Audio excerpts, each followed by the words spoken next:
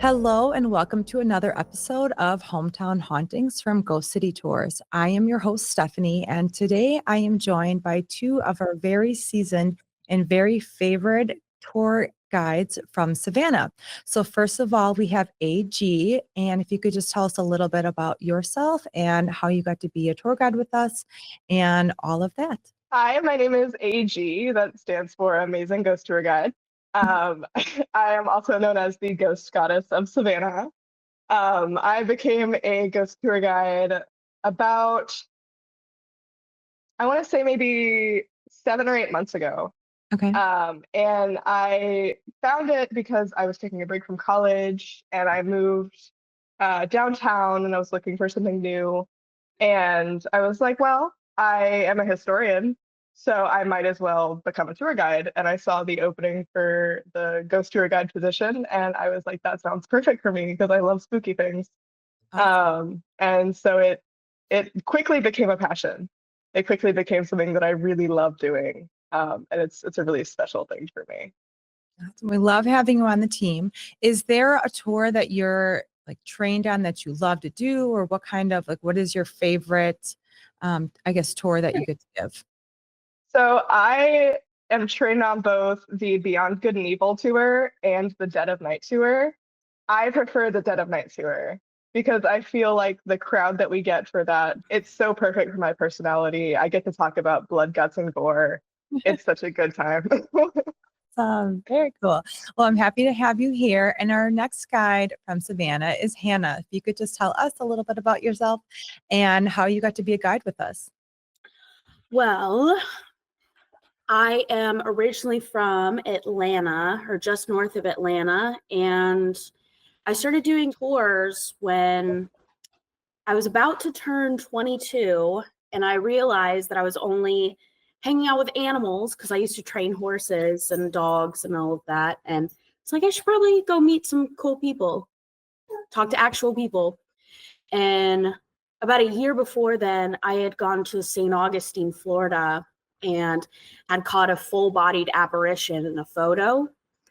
And that kind of changed just my entire belief system, really, a bit of a spiritual awakening. And I was like, you know what? I should go to Savannah because I love the history, but also I should be a tour guide, meet actual people. And it just happened to work out. So I've been doing it for about almost 4 years now. Oh my gosh. Wow. Yeah. I didn't realize it was that long. Yeah. Well, off and on, because I'll get a little burnt out a bit, but then I miss it. And then I come back and it's 10 times better than the time before. Have there been any either experiences or things that you learned about maybe yourself on tour that has surprised you, something that you didn't expect to gain from this job? Well, I'm always surprised how confident I can be sometimes, but I've had a few crazy things where it just didn't seem real. AJ, do you have anything that has surprised you or things that you weren't expecting from this job? I wasn't expecting to fall in love with it so much. Like I knew I was going to really enjoy it. I knew it was going to become a passion. And I come from a customer service background, so I knew that I would be good at that side of it. I don't think I realized how much of a character I could become when it's a job where you perform. Right. And I didn't realize how much of a character I would become and solidify within myself that is my work persona. Yeah. And I never expected to be dubbed the Ghost Goddess of Savannah by someone on TripAdvisor. How do you live down a name like that? Like how some of those TripAdvisor rating or the ratings and comments, some of them are kind of wild. I always laugh when you get one that's like, whoa, what happened on this tour? Do you go and do you read your own reviews that are on TripAdvisor or Peak at all? I read my reviews on TripAdvisor and Viator. And there's always that like pit in your stomach of like, what if somebody was just smiling and nodding and didn't actually enjoy the time when you open those reviews? But it always just like fills me with like warmth and love when I get a review that's like, she was fantastic. She was so funny and knowledgeable. And I mean, if they are titled AG, the Ghost Goddess of Savannah, that kind of, yeah, ego's big. That's awesome. I definitely agree with that, like that pit in your stomach where you're just like, because sometimes you need to pick me up and be like, you know, am I really a good guide? And so you want to look at those good ones, but it's just like, please, please, please, just don't ruin my day. Being a guide manager, you get the same thing where you're like, oh, this guy just needs a win right now. And then you get the most glowing review. Or the flip side, you see someone that has been doing really well and they get a terrible review and you're like, what happened? Like, what went wrong? And I mean, everybody has an off night, whatever. And I get everybody's cup of tea. That's the other thing that goes with it. But yeah, we get that same feeling when we are checking those reviews in the mornings. We're like, what is waiting for us here? You never quite know. Yeah, you got to keep in mind how picky some people can be, and like the weather, or especially on a weekend when it's crazy. Some people just get super frustrated, and just got to remember. Yeah, my favorite. It's not our fault. The best reviews are like, it was raining and we had a terrible time because of the rain. I'm like, what do you want? What do you want us to do about this one? Right. I like to, when I'm in bad weather situations, kind of reality check my guests and say, like, I'm so sorry, I forgot to turn off the rain before I left the house. Yeah. And that kind of like, it brings a little humor to it, but also then they're like, oh, well, it's not her fault, you know? Yeah, that's a good point. Is there a time of year that you love to give tours? Like, is it maybe when it's super hot? I know it gets really, really hot in Savannah and super thick. And or like, do you mind? Do you prefer, I guess, like the cooler weather? I mean, obviously fall is like peak time for us and we love it. But there are like such different groups that come in through all the different times of the year. Is there a time that you love more than the other? I really, really loved this past October. October and September are like crazy. And it was crazier than I thought it would be, but it was insane this year. And I had so many fun bachelorette parties. We had such a good time this past October. Yeah.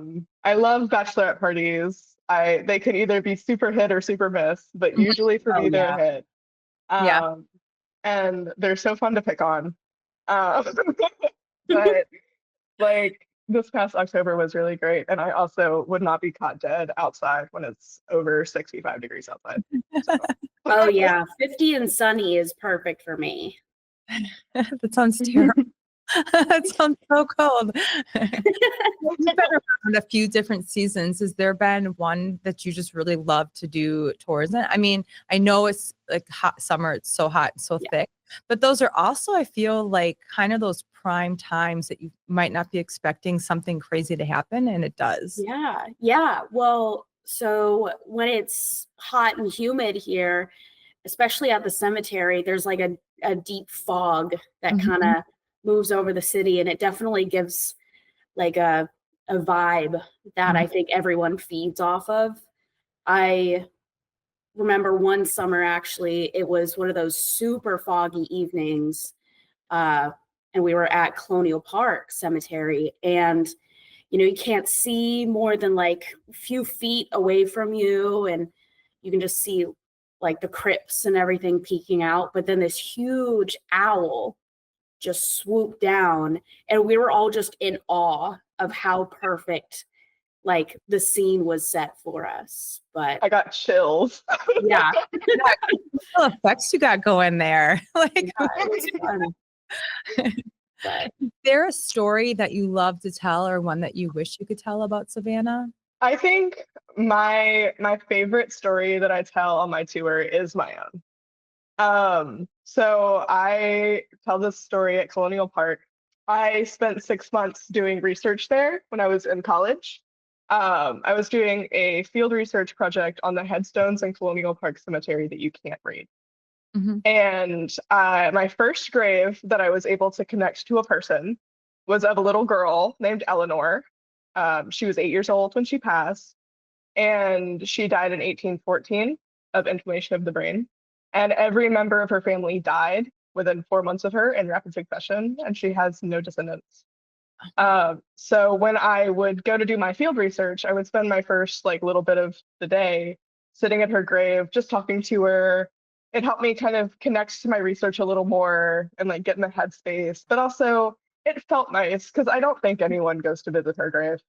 Right. It doesn't say anything, like you can't even read her name on it. And one day I was running late and I walked through the gates of the cemetery and down the little path. And I turned to go to her grave, and there was a little girl standing behind her headstone. She was really cute. She was like about hip height on me. She wore a white pinafore and she had pigtails. And I smiled at her and she waved, and then she turned to walk away and she vanished. And there are reports of people who see a little girl who plays in and around the cemetery who matches that description. She might play on the sidewalk and pass right through the fence, or she'll hide behind a crypt and reappear behind a tree on the other side of the cemetery. Hide and seek is her favorite game, and Yeah. she would love if you would play with her. And there are different theories about who she is, but I like to believe that she's Eleanor, and that every time I tell that story to my guests, she's there and she hears me tell it and knows that she's not been forgotten. Oh, I got chills from that one. Hannah, do you have a favorite story, either one that you tell on tour or one that's not on tour that you'd love to kind of work into it? So, since I'm on the family friendly tour, I can't really tell this story. It's not so racy that it's crazy, but it talks about, ladies of the night and things like that. But I find it really interesting because it happens on Lower Factors Walk. And it's about one of the ladies of the night that used to work there. And one particular night, her friends were like, don't go with this man. He's sketchy, something bad's going to happen. He's just a bad guy. And she ended up going with him because she needed to feed her child at home. Mm-hmm. But they found her the next day in that alley without her eyes and her liver, which is actually the calling card of Jack the Ripper, which, we all know Jack the Ripper was in London. Mm-hmm. But there's a lot of debate about who he actually was. And so many people were tried for all of his killings and all of that. But it's highly rumored that he was actually born in the US and moved to London, went on his killing spree. And when the heat was on him, left and came back to the US, continuing his murder spree starting in Savannah. So I enjoy that because it's kind of multinational, and, of course, Jack the Ripper was the first serial killer. So I think it's pretty crazy that we can connect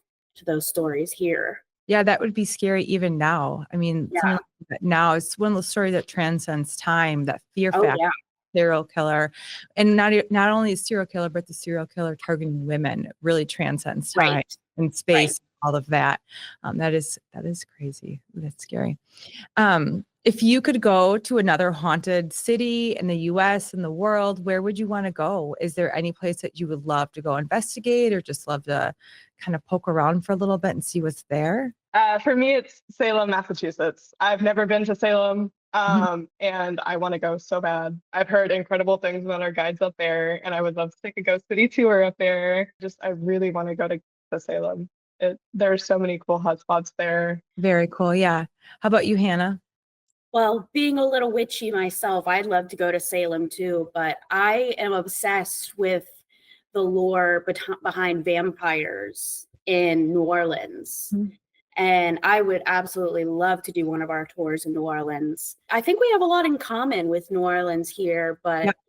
I just love to walk down and see the historic homes and hear all the lore about all of that. But I feel like a lot of their spirits are extremely active, Mhm. and almost like, I don't want to say violent, but moving around things, Yeah, they're active. Sure. people, Yeah. and all sorts of crazy stuff. And I would love to experience that. Awesome. Those are both good places. I've never been to Salem. It's on my list. That was one of my cities I had last year, and it was as crazy as it was. It was amazing and so fun, not only to see the crowds of people that came through, but to see the guides and the work they did there was amazing. So I really definitely would love to go do a tour there as well. And we are located just outside of New Orleans, our headquarters. So Yeah. we kind of get that. We're more connected there. A lot of us are from here. I'm not originally from here, so I've really taken into the history and some of the stories of vampire stuff. Like, I had no idea about the vampire balls and stuff like that down here. Oh yeah. Well, we have one here as well. I'm like, my first year here, I was like, wait, I'm like, what is this? It's next weekend? Like, okay, yep, we're not going to that parade next weekend. And it was kind of like, I don't know if I really want to be down there or not. Like, I do, but Right. I kind of like watching, I have younger kids. It's kind of like watching a car accident. Like, I could see where this is really fun, but I also can see where this doesn't go well. Yeah, chaos. Yeah. And probably a lot of questions from kids. Yeah. Their idea of vampires is like Hotel Transylvania, not like the actual lifestyle and the history behind the vampire thing. So that is definitely an interesting side of things. I think the funniest bad review I've ever gotten was one that told me that I just wasn't as good as their guide in New Orleans. Oh my gosh. And I was like, well, how do you expect me to live up to that? Right. They're all Probably an actual vampire. They do magic tricks during their tour. Oh, yeah, you can't compare to that. That is something. We do get people who are frequent, they're like frequent flyers with us, and it's fun. Sometimes we'll get people who take all 3 tours in one city, or they'll go into multiple cities. Kind of report back, and we're like, whoa, where did you come from? And how long have you been following us for? Right. About things. Are you here in the room now? Right. Yeah. Right. It's kind of that, I'd like to know more about you and your interest in us. Is there a city you would love for us to open up? Like someplace that you think is kind of flying under the radar? Yes, for sure. My hometown of Madison, Georgia. Okay. We are insanely haunted. We are one of the only cities that Sherman did not burn on his march to the sea. And the rumor is because it was too pretty. That's not true.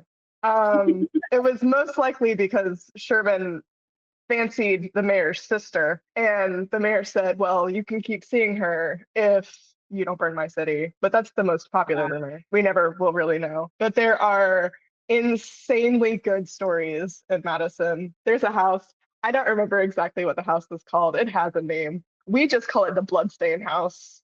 During the Civil War, when Sherman's troops were encamped in Madison, a man comes home and he sees a Union soldier standing on a staircase. He shoots him dead. And a bloodstain pools on the stairs. No matter how many times they've sanded and refinished these stairs, the bloodstain always comes back up. Wow. And we have incredible stories on that par all over town. It's great. It's also right next door to the town where they filmed Friday the 13th. Oh, So, yeah. I did tell you that, didn't I? They filmed it at the camp where my mom went to band camp in the 70s. Oh, gosh.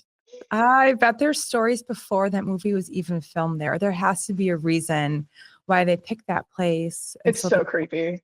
Yes, it's got to just give something, either something happened there or there's some vibe there. Ooh, that was some good scouting by those Hollywood producers for sure. Hannah, how about you? Is there a place you would love for us to start some tours in?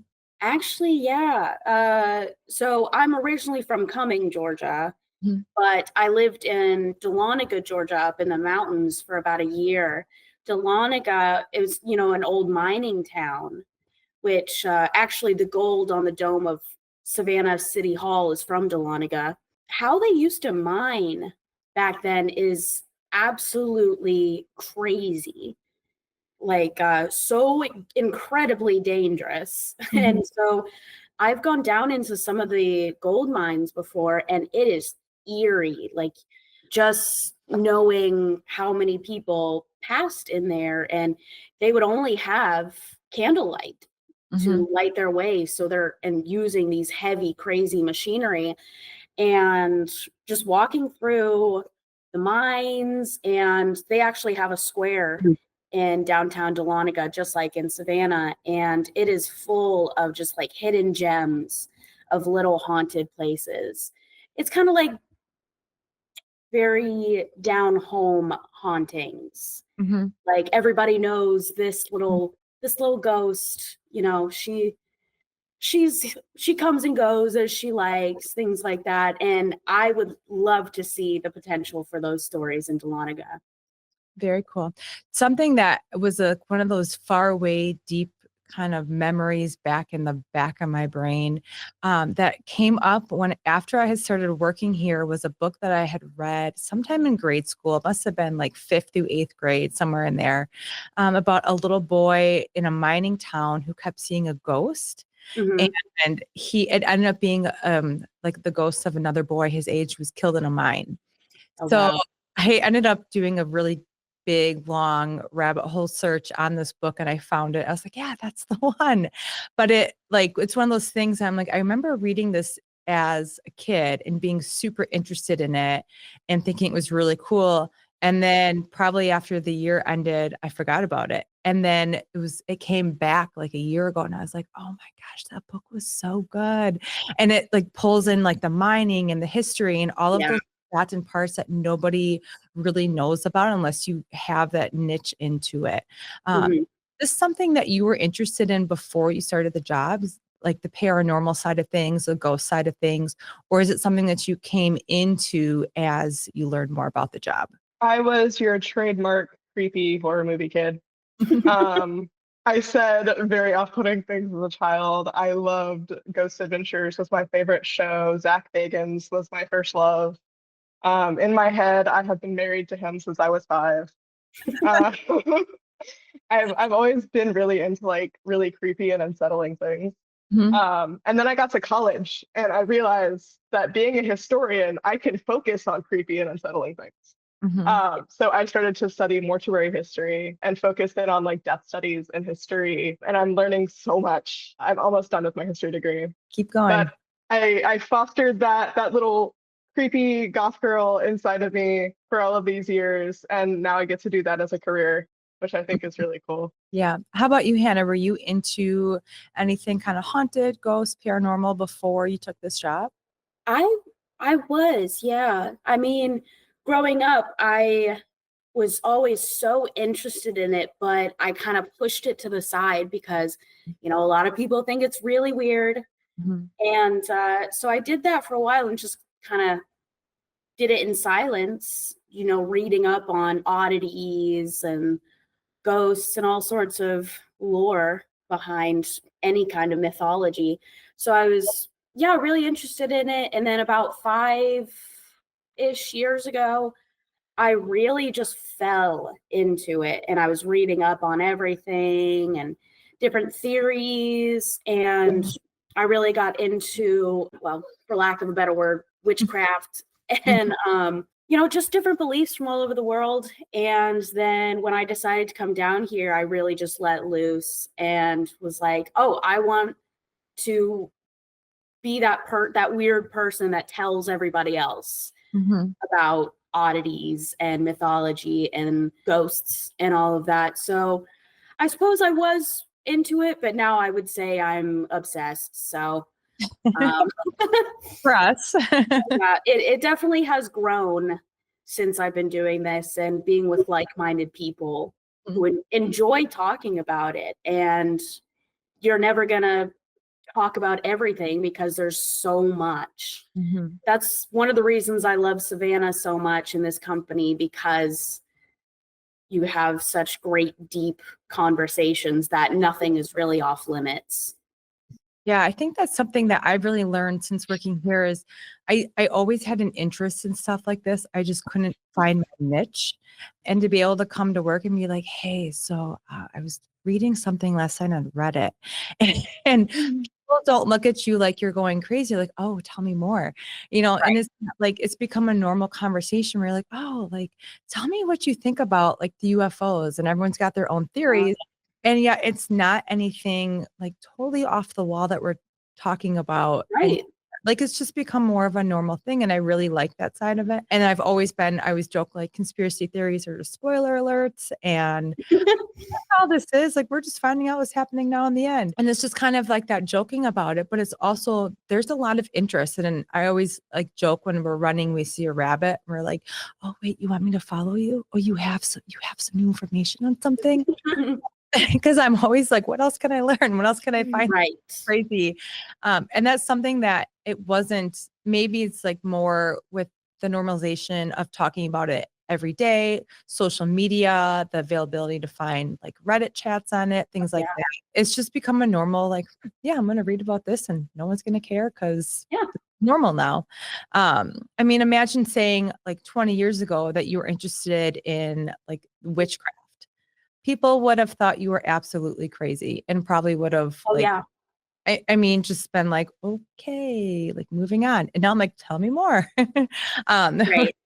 Where it's just become a normal thing. And I think that's what's great about the guests on tour too, is a lot of them have an interest in this and they don't know how to get more into it. But then once they come on tour and they start hearing us talk about it and the research, they're curious and it sparks the curiosity, and you give them a few places to go look and they're super curious about it. And hopefully it opens some doors for them that they're able to really pick up and learn more and share more and keep telling those stories. I think that's what's really, really great about our tours. As someone who really kind of hid that side of me, it really does warm my heart that a lot of confused, maybe kids or even adults have an outlet now. And can really embody their, I don't want to say darker side, but you know, that fun side of them. Yeah. I think for me, I as someone who's studied a lot on the spiritualist movement in the like Victorian era, I understand how important ghosts are to the grieving process. And I think people who have that kind of untapped like love of the paranormal, I feel like we all have a little bit of it, but people who have that like untapped love of the paranormal come on a ghost tour, they get really good suggestions, or they might take some really cool pictures, and then they are able to unlock that new like outlet for grief. Because we all experience death. We all experience loss in some capacity. Right. And having a ghost is a wish sometimes, and it can really help people through like really difficult life things. So that's the thing that like warms me the most, like when I'm sharing these things with people, and you kind of like, as the tour goes on, you see the light come into their eyes and they get like really into it. Like on one of my last tours, I had a group of steel magnolias from Louisiana, and they hated me for the first like 2 stops. But then after the cemetery, they were really into it and they were up at the front talking to me. And by the end, they were laughing and having a good time and just like seeing the light come into their eyes. And I was like, well, now you have a ghost. And that ghost can be whoever you need it to be, you know? Right. Yeah. Yeah. It's so true. What is something you wish that people knew about Savannah that maybe isn't in the travel guides or kind of like any of those mainstream kind of things? What's something you wish more people knew about where you live? You can, in fact, walk anywhere you need to go. You don't need to come and make traffic worse, please. You can walk anywhere you need to go in the city. Especially between the hours of like 6 and 10 p.m. Yeah. I wish people would stop asking me if I went to SCAD. That's the biggest thing. People who come to Savannah assume that every young person who looks a little alternative goes to SCAD. I did not go to SCAD. I went to Armstrong. Thank you. I think it was a Real Housewives thing that one of the house daughters went to SCAD. And so a normal thing. I'm pretty sure that's where it came from. There was some reality show that it was on there. So everyone just associates like, oh, I know all about Savannah, SCAD. Right. I think there are a lot of stereotypes about young people, especially young women that live in Savannah, that people come here and they assume that they're true. I'm just a person who happens to also look a little different, and I give ghost tours because I'm kind of weird. You know, people look at me and they say, you go to SCAD and you work at Hot Topic or a tattoo shop, or you're just do nothing, live off daddy's money. No. Like, Hannah, how about you? What do you wish that people knew about Savannah that wasn't something that they might easily find out? I think that the fact that it's like its own entity, it's not, we really don't even consider it part of Georgia. Mm-hmm. It's its own personality, because we do have the art school and we do have those alternative kids. They've made actually a huge difference in this city, and they've changed, I think, the way that we think about the South, and they've changed a lot about how we express ourselves down here. And it's so diverse, it's so interesting.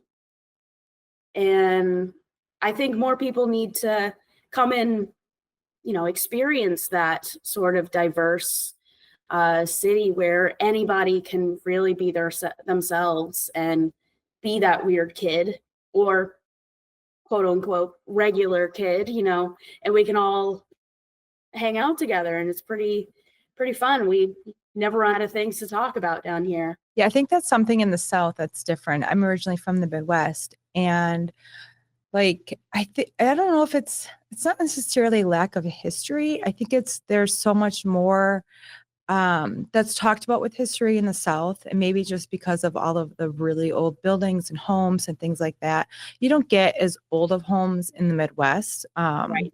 when you do in the South. And so a lot of the history is more recent history, and there's a lot less, like I never grew up talking about ghosts or anything like that. Oh, Like yeah. it just wasn't a conversation. And my first experience with anything even remotely dark was Jeffrey Dahmer.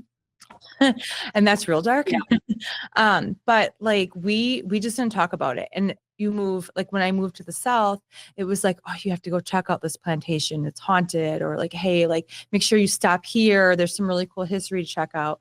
And that's something that you don't get in the Midwest. I think you get some of it on the East Coast, maybe a little bit in like old parts of Texas, but it's something that is very unique to New Orleans, Savannah, St. Augustine, Charleston, that you have that really old history. And with that old history is that marrying of the haunted and then the actual like history side of it that you read in the textbooks. Like imagine if this would have been presented to you in grade school. Like here's this really cool battle that happened, and here's people, and now there's these ghosts. Like, could you imagine how much better you would have understood that, been able to talk about it, had it been presented in a different way to you? Well, I would have done better on my tests if they had told us about the ghosts. real. Because, people always ask me on my tours, how do you remember all of this? And I'm just like, because it's fun. Right. Had you told me these stories without the fun ghosty part, it would have gone right over my head. Mm-hmm. And growing up in North Georgia, we actually came down to Savannah for our 8th grade trip. And so I knew certain spots. I knew some people and the basic history. Yeah. But when I got down here, all of it just came back to me. And then all this other information. But I was like, this is better. This is better. Because, God forbid my teachers made anything more exciting. Right. But how about you, AG? What do you think? If you would have had this presented to you as you were learning, how do you think it would have impacted things? I think it kind of was for me, just not like in the classroom, because when I wasn't at school, I was watching Civil War documentaries and World War I and II documentaries. And did it traumatize me? Probably. Am I a historian now? Yes. But I think being presented with like this one really specific documentary, I think kind of unlocked it for me. It's called The Ghost of Gettysburg. Okay. Yeah. And there are several shots from that documentary that are ingrained in my mind forever. I think that really did like pique an interest in history for me. Because yes, I was learning about this lady who stayed in a hotel and saw the face of a child in her window, and that was freaky. But also I learned about the Battle of Gettysburg and the Civil War and fighting tactics during the Civil War and how warfare changed and I learned about how they didn't do embalming yet. So you were just kind of buried where you fell when you died in battle. Like I learned so much through those that maybe teachers in third grade thought was a little inappropriate, but it was on the Discovery Channel. So Yeah, I remember coming home in high school from going out with my friends, and here I'm going to oust myself with how uncool I really was. I would come home, I had curfew, so it was like, I don't know, 10:30, 11 o'clock, midnight some years. I would come home and do homework and watch the History Channel on whatever I was like. I would get documentaries from the library, and I would watch that as I was working on something just to learn more about it. And I was like, people don't do this. Like nobody else does this. I'm like, this is so cool though. I'm like, why don't we watch more of these cool documentaries? And then now it's like the same thing. I'm up to like, 10, 11 midnight some nights watching some documentary on World War II, like a 6-part documentary. I'm like, this is really cool. I'm like, I wish this would have been around when I was a kid because it probably would have made learning history so much easier. Oh yeah, my dad, he's a bit of a history buff. And so I'd walk in and he's watching Band of Brothers or any of those amazing, documentary biopics, things like that. And I just remember being just sucked into it. Mhm. Like I could not look away. And yeah, it was probably a little traumatizing, but it made learning about the history and everything way easier and way closer to their heart. Now, as an adult, I enjoy still talking about those documentaries that we used to watch, but now I like to put in the ghosty part. I like to put in the lore. I like to put in, and my dad, he's, oh yeah, very interesting.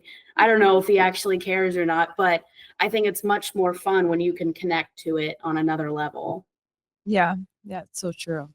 from a historian's perspective, the ghost story is a fantastic lure to teach people about history. Oh yeah. So like my tour, every single stop, I do history first, and I have my nerd moment to give context for the ghost story that I'm about to tell them. Yes, I try to do Because that as well. you can get to a stop and be like, "There's a ghost here," moving on, and not give any context. Or Right. you can like dig into that story about why that person might still be there. Especially with stops like the Sorrel Weed House in Savannah. Oh yeah. That one I feel is super, super, super important to take a big long minute to talk about the history there, especially since it's a story of a young enslaved woman who was murdered. It's really important for me to sit and like have a minute there to just sit with that with my guests.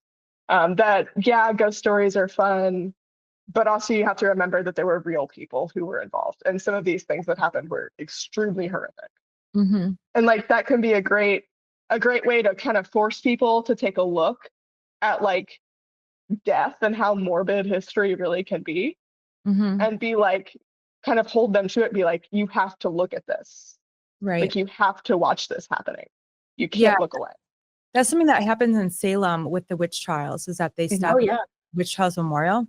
And it really makes things, I think, more real when they see the markings for each person and they're telling stories. And yeah, the stories are fun and they're entertaining and everything, but these were real people with families and whose lives ended because of some rumor basically that just got out of control. And that's what makes it kind of adds that like hauntingly beautiful history side of it.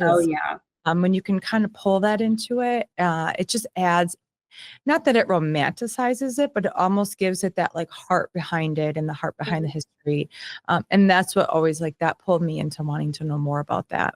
Yeah, I feel the same way about when I go down to like Factors Walk down here. I mean, it's debated whether or not enslaved people were actually kept down there, but it's still historically accurate that they were treated horribly, especially coming off those ships on River Street. And so I make a point that, it's awful and I'm sorry that I have to tell your kids this, but this is part of our history here. And like you said, it's not so much romanticizing it as it is, just adding so much heart to it that you can't ignore it. Yeah, there's some harsh harsh stories that you hear about many of the enslaved, especially in this town and on River Street and Factors Walk. But it's something that people got to listen to see how much we've grown. Yeah, I agree. So just kind of switching gears here, where does your interest in paranormal things kind of spread out to? Is it more limited to just the ghosts and the hauntings, or paranormal things that are not so mainstream, or just kind of where else do your interests lie? I love a good cryptid. Mhm. Oh, I love yeah. a good cryptid. I love a good monster. Mhm. Most things I believe that there is a logical explanation for, because I'm both skeptic nerd. But I, I love a good cryptid story. I really love the story of the Boo Hag. Yes, Um, I was going to say and that. Yeah. Leroy, there's a man who is on Leroy. our team named Leroy, and we love him dearly. Mhm. My heart goes out to you, Leroy. Shout out, Leroy. um, but the way he tells the Boo Hag story is unmatched. So essentially, the Boo Hag is an evil spirit. She's a witch in Gullah culture, which is a pocket of, I believe they're from West Africa, African American people who live along the coast of the South. The Boo Hag, will walk around all day wearing the skin of a woman that she's killed. And then at night, she'll find a man, take off the skin, and come into his house and suck the life out of him. Take that as you will. And he will have the worst luck for the rest of his life. He will have nightmares every night, and he will die alone and penniless. And the next day, she puts on another woman's skin and she just does it again. But the way that Leroy tells that story is magnificent. Yeah. There's also little ways you can keep the Boo Hag away from you. Like I had a friend who actually stayed at my house, and he he turned all my shoes around, because you're supposed to turn them around so it's harder for the Boo Hag to put them on. And also putting a broom by your front door, because the Boo Hag will have to count all the bristles, and it won't have the opportunity to take you basically out Mhm. of the house. And so I love little things like that. So fun. Superstitious. Yeah. Just a little stitious. Little Mhm. stitches. What is something that you do to get ready for tours before? Like, do you put on costume or anything, or do you kind of review your material, or you just like show up and ta-da? I have a playlist. I have a playlist on my phone called Science Fiction Double Feature. And I listen to my angry screamo music on the ferry over from where I live to the downtown area. And then I go to Vic's Coffee Bar on River Street and I get my coffee. And I take the elevator up and I put on a like walk-in song. So like I'll put on a song to really hype me up and put me in the mood. Usually it's Custer by Slipknot. And I'll put it on and I'll walk across Bay Street to my walk up song and just sashay up to the sundial. Love that. I need that when I get to the office every day, like a walk-up song. Yeah, you have to have a walk up song for work. It's life changing. Yes, I never even thought about that. What a concept. I mean, that could be a whole movement of like, Yeah. what's your work walk-up song, like Mhm. as you're walking into the office. I think I might need to find one of those. Hannah, what do you do to get ready for tours? I will usually go to like Coffee Fox and get a coffee, and I park further away from where I'm supposed to be, because I do kind of want to walk through the city and immerse myself in it, Mhm. because I definitely gain a lot of momentum just from the energy in the city and looking all the history, the beautiful buildings, and the different people, because Mhm. half of our city is, tourists. I think it really helps me step into a bit of a history, bit of a not dark energy, but kind of Mhm. spooky energy, Mhm. and just immersing myself in it. Obviously, with a bigger group, the tips are better, but do you prefer to give tours to bigger or smaller groups? I think that there's benefits to both. I've had some really great big groups where I had like 2 or 3 bachelorette parties. Absolute blast. None of them were sober. But I've also had really, really fantastic experiences with like groups of like 4, 5, 6. I think it really depends. It depends on the kind of people you're getting. Like I've had groups where one of my parties was half of my group and they were disrespectful and it kind of threw off the vibe for everybody else. Like disrespectful to me, disrespectful to the other guests. Like it was that night was wild. But I feel like there's merits to both depending on what kind of guests you have. Yeah. And unfortunately we don't get to pick. Like let us know what's our way. Right? I've actually found that like 15 to 20 is like the sweet spot for me. 15 to 20 people, because 30 people, it can be great. It can like when everybody is enjoying it, you know, you just feed off their energy and it's so much fun. But I feel like 15 to 20 people, you really get to know them. And when you know someone better, I feel like your jokes are better. And they're really listening to the small details of what you're saying. And I think everybody has a much better time. But I've also been pretty lucky in the very small groups that I've had, like the 4 to 5, where it's just one group, and really gotten to know each other, really been able to be like, hey, this is the best place to get Thai food, or this is the best place if you want to have a nice, easygoing night. And then they always ask, you know, what's the deep, dark secrets of the city? And I can actually tell them without holding back, because, you know, the kids or some people just aren't into that, right, and don't want to hear it. But 15 to 20, I think that's the best. I've actually found 30 people doesn't necessarily mean you're going to get the best tips. that's very true. That one right there. But also just to kind of piggyback off of what Hannah said, to that point of having fewer people means you can be a little more like relationshipy with them. I have found that the fewer people I have on my tour, the more my tour changes. So like if I have 29, 30 people, I'm all out. I'm character, more passion, more footwork, more energy. If I have a group of like 27 to 30, it's comedy show. I am in stand-up comedian AG mode. Absolutely. But if I have like 5 to 10 people, I'm quiet. It's a little bit more of an eerie vibe. I'm not doing as many of my bits because I can be quiet. I don't have to holler. I don't have to project to a group of 27 people. Right. But it can be a little bit more like personal. It could be a little awkward at first too. I always said like 3 feels like you're on like a weird, or sometimes like the guide's like, oh, can I run it with 2? I'm like, look, 2 feels like you're the third wheel on a really weird like date. I was like, not that.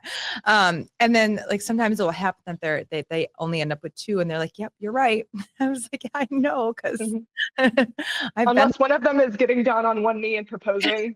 Like it's almost like you do need some people to kind of draw that energy, but then many, it's like I always feel like that's what the point where you're in like an automatic, like just kind of going through the motions, and you kind of lose that connection with people.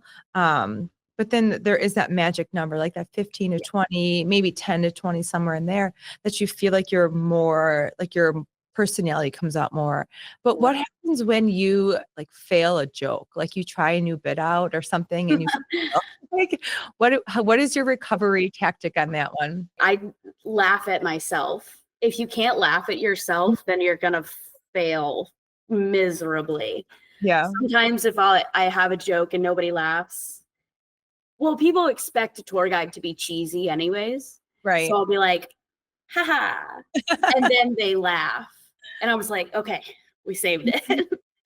But my go-to line when a joke doesn't land or it just goes right over their heads is I look them all dead in the eyes and I just have a beat of silence. And I say, I'll be here all night. Thank you, ladies and gentlemen. Yeah. And then they get that there was a joke and they were supposed to laugh. Mhm. But honestly, I find that my silliest, dumbest jokes get the most like Mhm. laugh time. Mhm. Like I have one when I'm talking about yellow fever and the symptoms of yellow fever. I say you bleed from every orifice of your body, Mhm. including your eyes, ears, mouth, nose, head, shoulders, knees, and toes. And then I go through the rest of head, shoulders, knees, and toes. Love it. But I have bits that I'm very committed to. Like I've been doing them since I started being a tour guide, and I Yeah. refuse to let them go, as Yep. unfunny as they are. Yeah.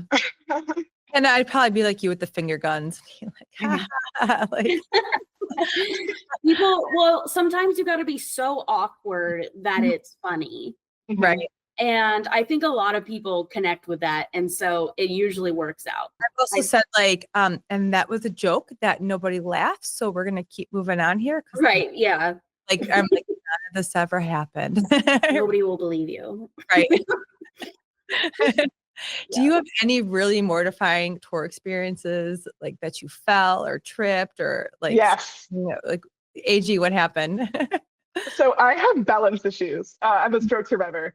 And I was walking, it was like my third or fourth time giving Beyond Good and Evil. I was walking through Monterey Square around the monument for General Pulaski. Mhm. I took a corner too sharp. I lost my balance and absolutely ate it on the bricks in front of a group of 30 people. Yeah, that hurt The physically. worst part is that my backpack was unzipped. Oh, no. And so all of my stuff goes all over the sidewalk. Like, oh no. And you're like, I'm fine. This is fine. Back away. I've been lucky, knock on wood. Nothing too embarrassing has happened. Enough for me to remember them, anyways, thankfully. Oh, there was one time where I was digging in my purse to get my phone out because I was wearing a dress. So I didn't have any pockets. And I mean, in hindsight, it's not embarrassing at all. But, you know, I had a ton of kids on my tour and it's just a sanitary product fell right out. And I was just like, let's just not admit that this happened. Because, you know, teenage boy or preteens, Right. teenage boys, I was just like, let's. Ooh. Yep. Yeah. I am really good at when something like super embarrassing happens to me. Like if I get to the square and I realize that like my lipstick is smudged, or because I wear black lipstick usually on my tours, and if it smudges, you're screwed. Oh, yeah. Or like if I have like chocolate on my face, or like something's wrong with my outfit, I'm having a wardrobe malfunction. I'll be like, I had chocolate on my face this whole time, and none of you did. Wow, I guess we're not really friends then. For real. I thought we were friends. I thought we were besties, but I guess not. In here. Right, you owe me an extra 20. Come on, give me it. Oh man. Just kind of wrap things up here. What is something that you would personally like to do better on in tours, or where do you want to develop yourself more as a tour guide? I kind of want to diversify my stories a little bit more. I don't really have like a set rotation of like rotating out stops for new ones. I kind of just give the same tour every night. And I think that for me that can get a little monotonous, but I really like the comfort of like knowing exactly what I'm about to say. Oh, yeah. And exactly which bits I'm about to do. And I've started to rotate out my stories at Colonial Park Cemetery a little bit. Me too, yeah. Like some nights I finish up yellow fever because I start talking about yellow fever at Johnson Square. I set it up as a zombie virus.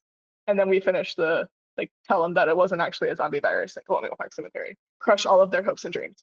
And then I do like the cemetery bells and the missing headstones and then the grave robbers, and then wrap up with my Eleanor story because that brings a little tear to their eye. And sometimes I'll start out with the missing headstones, finish up yellow fever, Renee Rondelet story, and then Eleanor. But I want to know more. I want to know more stories. I want to know more facts so that I can start kind of rotating out my stops. so that Mhm. I don't personally get bored. Because when your tour guide is bored, everyone else is bored. Right. Oh Yeah. yeah. Like if I'm bored, I know they're bored. Right. And they can pick up on that and they feed off of that a little bit too. Hannah, how about you? Is there anything you really want to kind of push yourself to doing new or different or better? I'd like to branch out and do more of the tours that we do, because, you know, as much as I have enjoyed being on the family friendly tour, um, I want to get darker. I want to get more in depth. I want to, you know, tell the real stories about certain places, because you do have to be careful about certain words and certain ways you tell it. But I really like to get into the nitty gritty, the real lore about Savannah, and how crazy our history actually is, and how much it is built on the dead and built on ghost stories. Right. Join us on the dark side, Hannah. Yeah, I was gonna say, One of us. I'm coming One over. of us. One of us. we can get you there. We got a one-way ticket. I'm already there. I just need to get there professionally. We'll get you there. I think we can Yeah. do that for you. We can challenge you. Well, thank you both so much for joining me today. This was so fun to get to talk Yeah. to you and to Yeah. hear not only about Savannah, but also you, just kind of your stories and your experiences. And then also like just kind of the fun little chitter chatter that I think we don't always get to have because we're so tour focused and on Right. business. So this was fun to do. Thank you so much. Thank you for having me. Yeah, thank you for having me. Absolutely. So thanks for joining us today on this episode of Hometown Hauntings. Make sure you follow us across all of our different socials, and we will see you next time. Hometown Hauntings is brought to you by Ghost City Tours, the largest ghost tour company in the nation. With tours in over 20 cities, including New Orleans, Savannah, Charleston, and beyond, we bring haunted history to life with spine-tingling tales and expert storytelling. Ready to experience the paranormal up close? Book now at ghostcitytours.com to explore a haunted city near you.